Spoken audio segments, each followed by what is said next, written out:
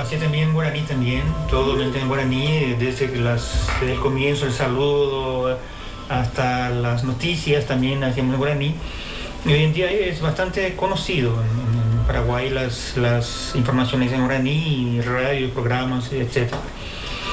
Y aquí en Brasil hice algunos doblajes, como dicen. Doblaje, ¿no? Doblaje en español, porque hablo el español. Y hoy en día mi trabajo prácticamente es la academia, ¿no? La academia. Un trabajo académico. La pesquisa, la investigación en la Universidad de São Paulo.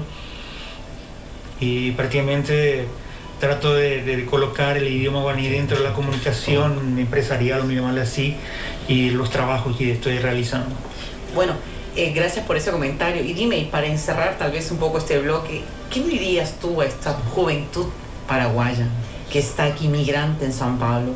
¿Cuál sería tu sugerencia en relación a la lengua? Algunos tal vez se sienten avergonzados de hablarla, o tal vez ya quieren dejar, tal vez porque sea, a veces llega esto un poco de avergonzarse de hablar en otro idioma, como tal vez parezca extraño.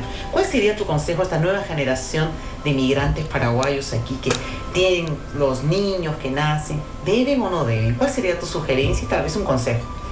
Yo creo que debe tener, sí, el orgullo de hablar guaraní, continuar hablando guaraní, enseñar a sus hijos, porque él se da cuenta, aquí en Brasil, en São Paulo, por ejemplo, específicamente, sale de afuera, va a encontrar un nombre en guaraní, en la calle en guaraní, el Morumbi es en tupi-guaraní, las calles, los barrios, todas las ciudades del litoral de São Paulo, del estado de São Paulo, está todo en guaraní, Ubatuba está en guaraní, el Yaraguá es guaraní. Entonces el guaraní lo va a encontrar en todas partes, y el brasileño, que yo sepa, valoriza mucho el idioma, que por más lo haya perdido oficialmente, lo tiene, y los cultos, las personas con conocimiento, sienten mucho el haber dejado de hablar guaraní, ¿no? Porque se sabe por la historia de Brasil que hace 200 años, aquí en São Paulo, en Río de Janeiro, que era capital del imperio, se hablaba guaraní, que era el Nhenhengatú, era el idioma oficial.